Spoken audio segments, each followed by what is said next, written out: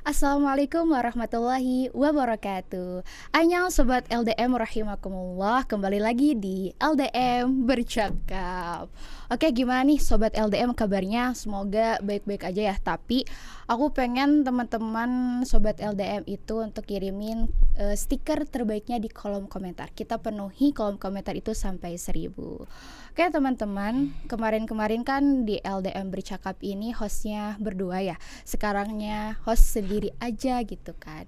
Oke, kenalin, aku Kulsum Hatima yang sama-sama anak LDM. Dan di LDM juga aku diamanahi sebagai krunya uang ya teman-teman. Sekarang kesibukan aku lagi menikmati puncak kemenangan sebagai mahasiswa semester 7 yang dihidangkan dengan beberapa tugas yang sangat membludak kayak gitu teman-teman. Nah itu sedikit aja kenalan dari aku karena ya udahlah sih gitu, siapa yang mau kenal sama aku. Oke teman-teman, biar aku nggak sendirian, biar aku nggak asik sendiri, biar obrolan pada kali ini bermanfaat, aku bakal ngajak teman aku. Itu masya Allah banget, teman aku ini sudah dikenal sejagat raya ya. Oke, kita langsung panggil saja. Jeng jeng jeng jeng jeng jeng. Assalamualaikum Teh Balkis. Waalaikumsalam warahmatullahi wabarakatuh, Teh Kulsum. Oke, gimana nih Teh Balkis kabarnya? Alhamdulillah, luar biasa. Allahu Akbar. Alhamdulillah. Bagaimana nih perjalanan ke sini? Apakah aman atau enggak? Gimana nih? Soalnya di luar terdengar ada suara-suara rintikan hujan. Iya, jadi perjalanan ke sini lumayan butuh perjuangan ya, effort karena gerimis, kemudian tadi terkendala ada gapura yang ambruk sehingga kita harus putar jalan hingga semakin lama kesininya gitu. Tapi alhamdulillah sejauh ini aman. Alhamdulillah ya, karena kebetulan kita juga semobil ya. Iya. Jadi mungkin Teh Kulsum juga tahu trouble tadi gimana. Tapi demi membuka obrolan yang asik ini ya, mau hujan sebadai apapun kita langsung terjang ya Teh Balkis. Iya gitu. Betul sekali. Nah boleh dong Teh Balkis kenalan dulu, karena mungkin Teh Balkis dikenal ya oleh si jagat raya, tapi barangkali teman-teman yang nonton di sini belum kenal. Boleh Teh Balkis kenalan dulu, namanya siapa, di LDM diamani sebagai apa, dan apa sih kesibukannya gitu. Oke. Halo teman-teman semua, perkenalkan namaku Balkis Konita Hafidhoh. Aku kesibukannya saat ini mungkin kita sama ya semesternya ya, sedang menempuh semester 7 yang masya Allah sekali. Kalau di fakultasku sendiri itu sedang ada agenda PPL atau kalau di jurusan lain mungkin magang gitu ya. Jadi lumayan banyak distraksinya gitu, sehingga sampai saat ini belum ujian proposal seperti teman-teman yang lain. Ya semoga doakan saja agar cepat selesai tugas-tugas akhirnya dan wisuda. Amin, amin sekali. Terus di LDM sibuknya ngapain aja nih? Amanahnya jadi apa? Qadarullah aku di LDM diamanahi di bidang muslimah. Oke, masya Allah, bidang muslimah nih teman-teman. Kayak muslimah tuh luar biasa sekali pokoknya. Nah kayak gitu. Oke Teh Balkis, kan kita udah ada di studio yang sangat bagus ini, sudah menerjang hujan badai, banjir segala macam gitu. Gak asik kalau kita ngobrol yang gak bermanfaat. Betul banget. Kira-kira hari ini mau ngobrolin apa ya Teh Balkis? Ngobrolin apa ya? Mungkin kalau misalkan kita ngobrol tentang perempuan, tentang muslimah. Nah, perempuan muslimah merupakan bahasan yang menarik dan gak pernah ada habisnya untuk dibahas. Betul. Gitu. Karena perempuan itu unik. Nah, tentang apa ya kira-kira kalau muslimah kan banyak tuh, tentang hijab, cara berpakaian. Kita enaknya ngebahas apa aja ya? Gini deh, dengan mungkin perkembangan zaman yang semakin hari semakin teknologi ini semakin pesat gitu ya perkembangannya. Nah, teknologi tidak terpisahkan dengan karakteristik manusia, terutama di muslimah. Pasti karena semakin berkembangnya zaman, pasti muslimah sendiri pun mengalami degradasi moral kali ya mungkin. Degradasi moral bahasa ini. Oke, ini cukup menarik gitu. Mungkin kita langsung spill dulu gak sih obrolan kita pada saat ini apa gitu. Oke teman-teman, Kita sekarang akan ngebahas tentang kembali ke akar, muslimah otentik di dunia yang sibuk. Di dunia yang sibuk dan otentik itu. Kata otentik, aku sebenarnya baru dengar ya kata otentik ini gitu. Mungkin otentik ini artinya tuh juga original gitu ya, kayak bertoping ya. Original ataupun murni gitu kan. Kalau yang sering kita kenal yang sering disebut tuh mungkin otentik ini sama dengan kata fitrah. Oke, udah masuk nih. Fitrah kan sekarang banyak nih fenomena yang kayak yang sekaum nih dengan kita, apalagi itu perempuan, akhwat, ukhti gitu kan, sister gitu, apalah segala sebutannya bagi perempuan ya. Itu kan sangat disayangkan sekali, apalagi yang degradasi moral tadi ya. Itu tuh banyak banget aku lihat di media sosial, apalagi muslimah itu ya, sekalipun itu yang sudah menutup aurat dengan sempurna, itu kayak memperlihatkan auratnya lenggak-lenggok, berjoget-joget kayak gitu, dan kayak ya udah sih, nggak, terserah lu mau nonton mau apa juga gitu. Jadi dengan bebasnya gitu memperlihatkan auratnya kayak gitu. Nah sebenarnya si kata fitrah ini tuh artinya apa sih Teh Balkis gitu? Apa maksudnya dengan fitrah ini? Fitrah kita sebagai muslimah itu juga apa sih? Oke, jadi mungkin kita kembali ke bahasa dulu ya. Dari kata bahasa, fitrah itu artinya suci, atau kalau tadi dari Teh Kulsum mengatakan kembali ke akar. Jadi gimana sih muslimah ini otentik, original, maksudnya fitrah atau seharusnya sebagai seorang muslimah itu gimana sih gitu. Oke, mungkin aku sedikit throwback ya ke kisah zaman dulu ketika zaman sebelum Rasulullah SAW mendapatkan wahyu Al-Quran mengenai berbagai pedoman hidup kita. Saat itu Arab jahiliyah memegang prinsip bahwa ketika seseorang memiliki anak perempuan, itu adalah sebuah aib dalam keluarga. Sehingga dalam sirah tersebut Umar bin Khattab ya mengubur hidup-hidup anak perempuannya, karena saking malunya, saking anak perempuan ini aib banget loh bagi keluarga.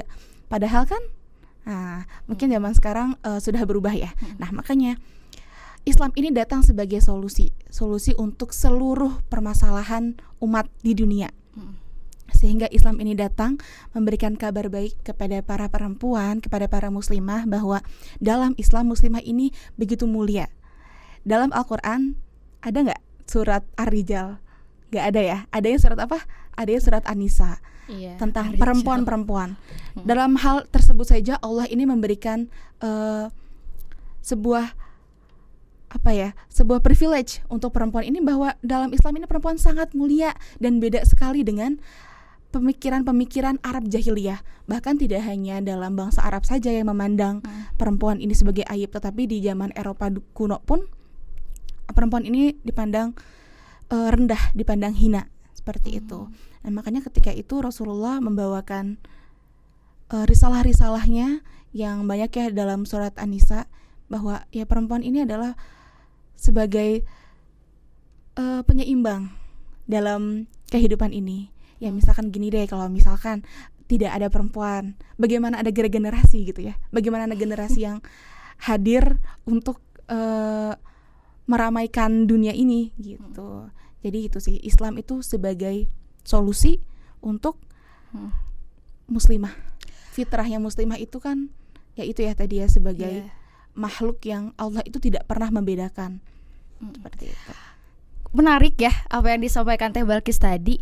Kayak kita tuh sebagai muslimah tuh sebenarnya udah dikasih privilege dari dulu gitu kan, tentang bagaimana kita berpakaian yang rapi, yang menutup aurat. Dan sebenarnya tuh seruan untuk menutup aurat tuh itu juga sebenarnya tuh baik ya bagi kitanya gitu kan.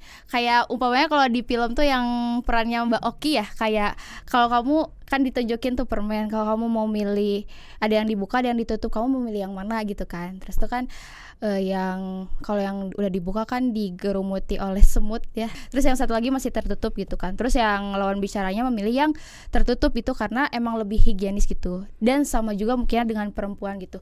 Dan berarti memang seharusnya kita yang sekarang yang sudah berada di zaman modern ini yang sudah tidak separah apa yang diceritakan oleh Teh Balkis tadi ya di dulu-dulu, harusnya kita lebih menghargai perjuangan apa yang sudah diperjuangkan dulu ya oleh Rasulullah gitu kan dan sahabatnya gitu. Jadi sekarang kita emang harus benar-benar menutup aurat gitu. Jangan sampai kita terbuka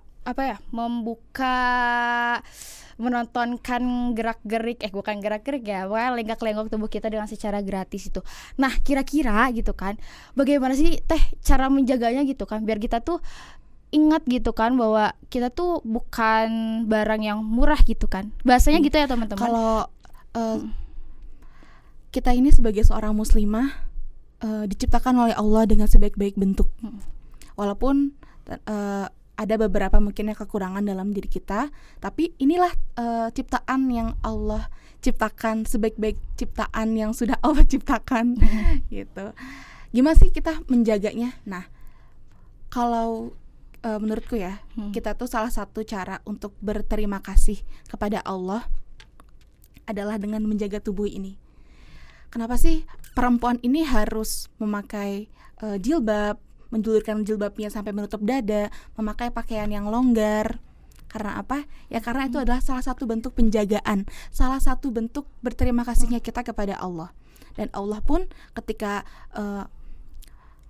meminta seorang muslimah ini untuk menutup aurat, menjadikannya sebuah syariat dan harus dilakukan, ini pastinya ada sesuatu yang ingin Allah jaga gitu. Nah, tubuh kita, karena kenapa? Ya teman-teman, pikiran laki-laki dan perempuan ini pasti berbeda. Itu yang pertama. Pasti ya. Nah, memang pikiran laki-laki ini agak lebih liar nih dibanding perempuan. Nah, makanya salah satu bentuk penjagaan kita terhadap diri sendiri adalah menutupnya. Ini adalah sebuah kehormatan kita. Kehormatan untuk diri sendiri. Bagaimana rambut yang menurut orang banyak ini adalah sebuah mahkota, ya benar betul mahkota, sebuah perhiasan berharga bagi dan seorang mahkota perempuan. itu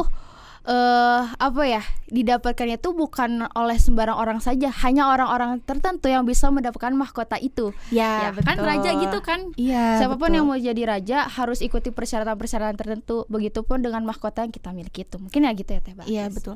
Nah, pakaian juga sebagai bentuk tadi ya kehormatan bagi diri kita sendiri.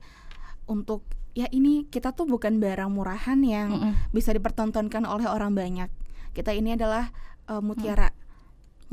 Makanya kata Imam Syafi'i, perhiasan yang paling mahal adalah wanita solihah, karena wanita solihah ini menjaga perhiasan seluruh tubuhnya ini dengan menutup aurat yang sudah Allah perintahkan. Ini Allah ya yang perintahkan, bukan ustadz-ustazah atau motivator-motivator di luaran sana, tetapi ini Allah yang memerintahkan di dalam Al-Qur'an.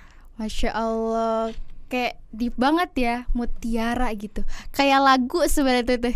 Kayak Iwan sebagai mutiara gitu. Gak usah teman-teman, gak usah nyanyi di sini. Kayak Masya Allah banget ya tadi apa yang dikatain Teh Balkis gitu kan. Kayak kita tuh adalah mahkota, adalah mutiara. Sayang banget kalau misalnya tuh kita gak bisa menjaga mahkota itu, gak bisa menjaga mutiara itu. Nah, tapi kan seberjalannya waktu gitu kan pasti selalu saja ada godaan yang selalu dihadapkan kepada kita gitu kan. Kayak aku nih mau nih kerudungnya menutup dada, tapi ngelihat orang-orang yang beroutfit kece juga ya. Ya kalau keluar kerudungnya dilipat-lipat kayak gitu. Terus kayak yang baju ngepres atau gimana gitu kan. Itu kan merupakan godaan juga ya. Apalagi yang sekarang bahkan kebanyakan ya memang outfitnya gitu, gak tahu Teh Balkis juga dan teman-teman juga sudah tahu mungkin.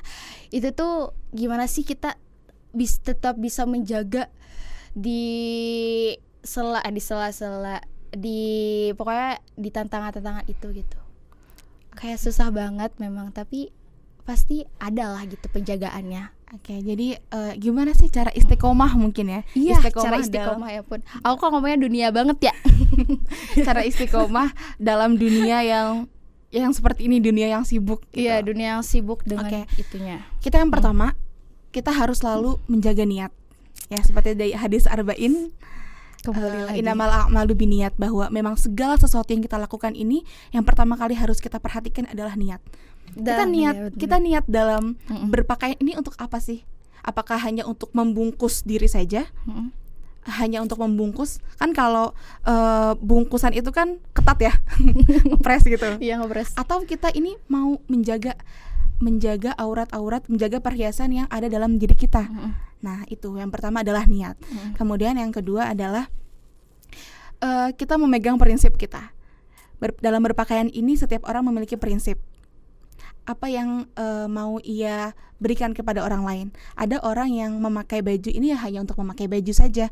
Toh orang yang lain juga pakai baju kok, masa aku enggak?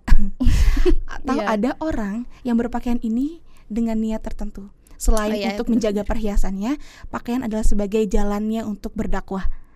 Oh, Ada yang seperti itu. Iya. Nah, teman-teman bisa niat ini bisa dikumpulkan, bisa dikumulatifkan gitu. Bahwa aku memakai pakaian seperti ini ya memang karena untuk menutup aurat, untuk mengikuti kewajiban-kewajiban yang sudah Allah tetapkan. Tetapi dalam niat yang lain, aku ingin berpakaianku ini adalah sebagai jalan untuk melakukan kebaikan, kebermanfaatan. Bagaimana orang ketika melihat kita itu ingatnya akhirat. Masya Allah. Jadi langsung- pakaian ini sebagai jalan untuk Mm-mm. ke arah ukhrawi lah gitu. dan sebagai berdakwah juga Iya, mungkin berdakwah juga. Dan untuk seperti yang tadi dikatakan oleh Teh Kulsum, fenomena-fenomena perempuan zaman sekarang itu ya. Nah, ini yang harus benar-benar yang paling susah mungkin yang dilakukan oleh seorang muslim ya, tidak hanya muslimah saja. Sebagai seorang muslim, bagaimana kita menjaga keistiqomahan ini? Nah, bagaimana cara kita menjaga keistiqomahan ini? Kita harus tahu tujuan hidup kita. Itu yang pertama. Kalau misalkan kita tahu tujuan hidup kita adalah untuk mengumpulkan bekal-bekal untuk ke akhirat, maka ketika kita melakukan suatu kemaksiatan atau suatu hal yang Allah nggak suka, itu kita ke-trigger lagi. Ini kan bukan tujuan aku di dunia. Kenapa aku harus sampai di tahap ini? Kenapa aku harus mengecewakan Allah? Seperti itu. Jadi kita harus tahu nih, oh ya, track hidup saya ini untuk mempersiapkan bekal kita ke akhirat gitu.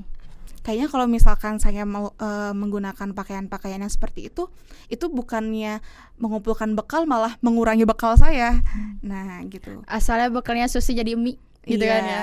yang awalnya bekalnya ramen Jadi mie ayam. ya, iya. Jadi itu kita harus tahu tujuan hidup kita, karena Iya. itu sih menurutku. Yang pertama itu niat yang harus dipegang kuat-kuat ya. Niat, kemudian prinsip kita dan tujuan hidup kita. Karena itu Bener-bener. resep kehidupan manusia Iya. di bumi ini untuk ngapain sih gitu. Yang paling utama sih niat ya. Iya, betul. Kalau niatnya kita agak lain gitu, kayak aku mau baju tertutup ini biar dipinang nih sama ustadz misalnya. Itu niat yang tidak baik juga, dan mungkin dalam keberjalanannya pasti akan ada tantangan-tantangan yang akan kita hadapi karena niat kita itu ya. Tapi memang bener ya, niat, prinsip, tujuan itu adalah hal yang paling utama dalam menjalankan kehidupan yang serba sibuk di dunia ini gitu. Berarti mulai sekarang aku harus memperbaiki tujuan hidupku lagi ya, biar gak salah belok, salah jalan kayak gitu. Oke, terima kasih, Masya Allah banget gitu. Nah kan tadi udah nih bagaimana penjagaannya kayak gitu kan, dari godaan-godaan itu, menjaga keistiqomahan sih yang paling utamanya kayak gitu. Nah tentunya kan kita tuh walaupun misalnya udah ada nih kiat-kiatnya gitu kan untuk menjaga keistiqomahan, pasti ada saja gitu kan yang bikin kita terlena tuh. Nah kira-kira tuh apa sih kok bisa kita tuh terlena terus gitu, padahal kita tuh udah ngelakuin niat kita, membenarkan niat kita, prinsip kita, tujuan gitu. Apa sih Teh gitu? Iya, yang namanya tantangan dalam setiap segmentasi kehidupan itu pasti ada ya. Nah, itu merupakan salah satu godaan-godaan syaitan, karena syaitan ini pasti akan mengajak menuju kemungkaran. Setan nggak suka nih, aduh kok dia jadi taat, aduh kok dia istiqomah. Setan tuh nggak suka, makanya ada aja nih godaan-godaan dari setan yang membuat keimanan kita, keistiqomahan kita itu goyang. Seperti itu. Nah, bagaimana cara untuk mengatasinya? Sebetulnya setan ini pasti akan hadir ya. Pasti akan hadir mengganggu kehidupan manusia karena visi misi mereka kan memperbanyak anggota di neraka gitu ya. Nauzubillah. Iya, jadi pasti ada saja ujian-ujian ya. Cuma yang tadi sih sebenarnya sama seperti yang tadi, bagaimana kita bisa istiqomah. Tapi mungkin ya, walaupun ya kayak kita udah niat, tujuan, prinsip gitu, tapi kalau misalnya kita ngerjainnya sendiri, nah itu poinnya. Betul. Kalau Jadi kita, harus ada ikhtiar dalam diri kita juga gitu ya. Nah, sendiri, dan tentunya kita juga harus dikuatkan gak sih dengan teman-teman yang memang satu visi dengan kita, satu tujuan dengan kita gitu kan. Kalau misalnya kita gerak sendiri nih, niat kita udah benar gitu kan, tujuan kita juga udah benar, tapi bagaimana caranya juga agar kita tuh tetap istiqomah dengan niat yang kita buat, tujuan yang kita buat juga gitu, yaitu mungkin salah satunya dengan berjuang bersama-sama gitu kan, yang satu visi. Nah betul, ini udah dijawab sendiri ya sama Teh Kusum. Karena itu memang yang nguatin gak sih? Iya, betul sekali. Ya, jadi memang berjuang sendirian itu berat. Iya, betul. Makanya kita mencari teman-teman untuk bisa menuju atau menghadapi ujian itu bersama-sama. Kayak gitu. Ya betul. Jadi emang harus dari diri kita sendiri nih.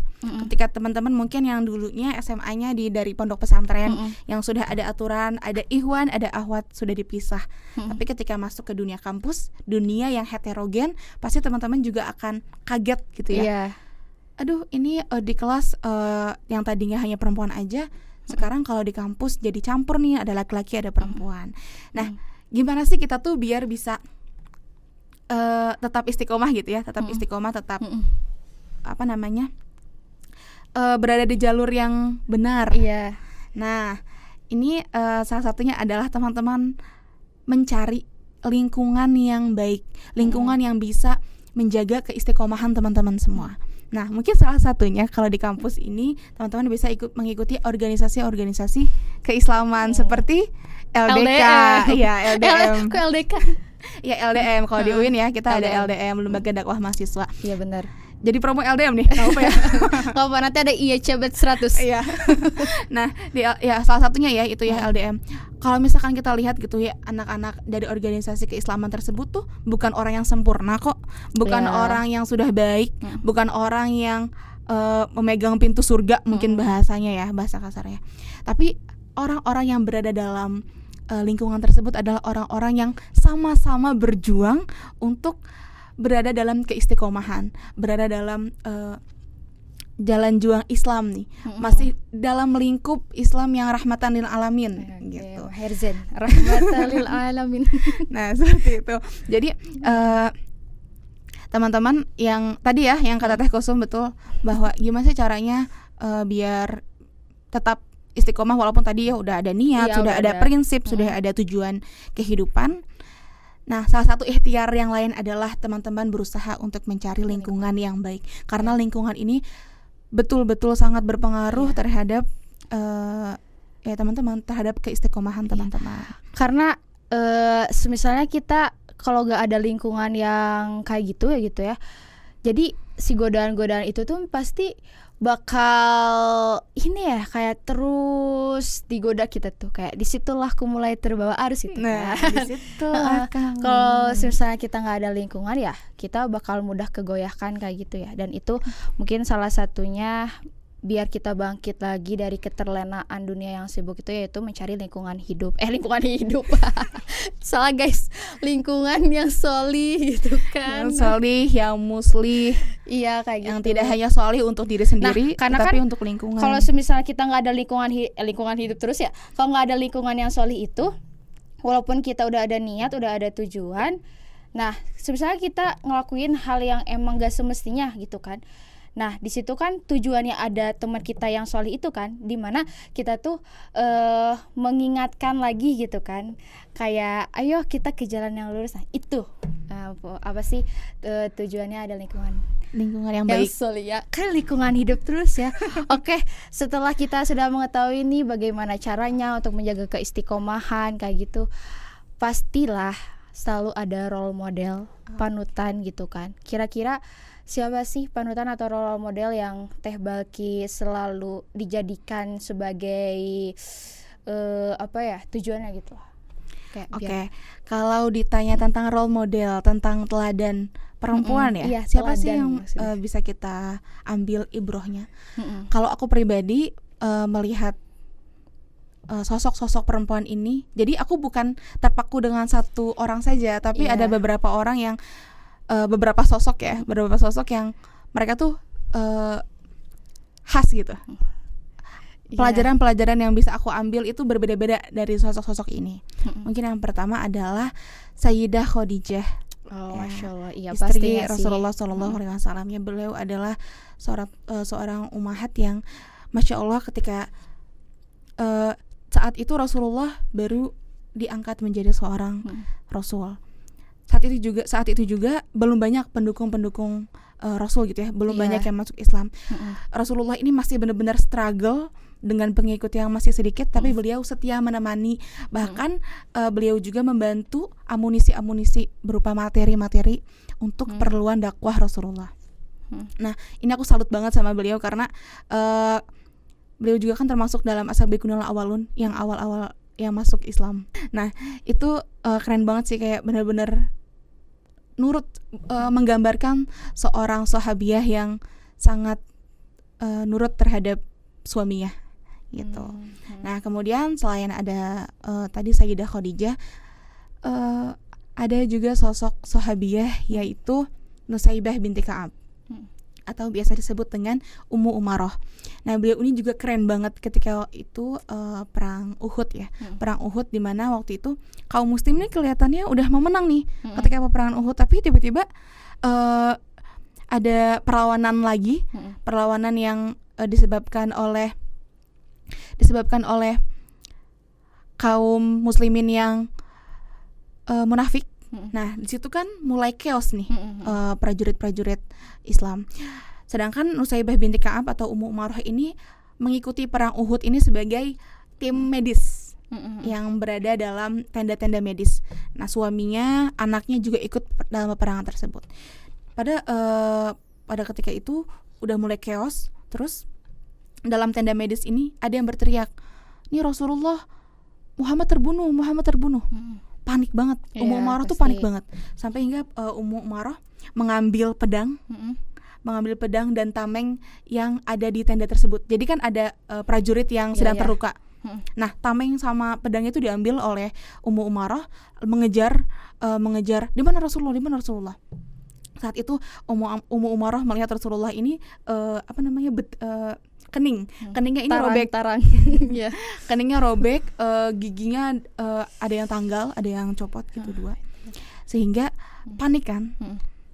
Saat itu tangan kanannya memegang tameng, tangan kirinya tangan kanan yang memegang pedang, tangan kirinya memegang tameng, dan beliau benar-benar berada di sisi Rasulullah hingga peperangan itu selesai, melindungi Rasulullah. Nah, itu merupakan sosok yang Masya Allah banget. Ummu Umaroh ini sebagai umahat yang perlu kita teladani ibrohnya, yang harus kita ambil ibrohnya. Karena dalam peristiwa tersebut ya, kita bisa mengambil hikmah bahwa sebagai seorang muslimah, kita harus bisa untuk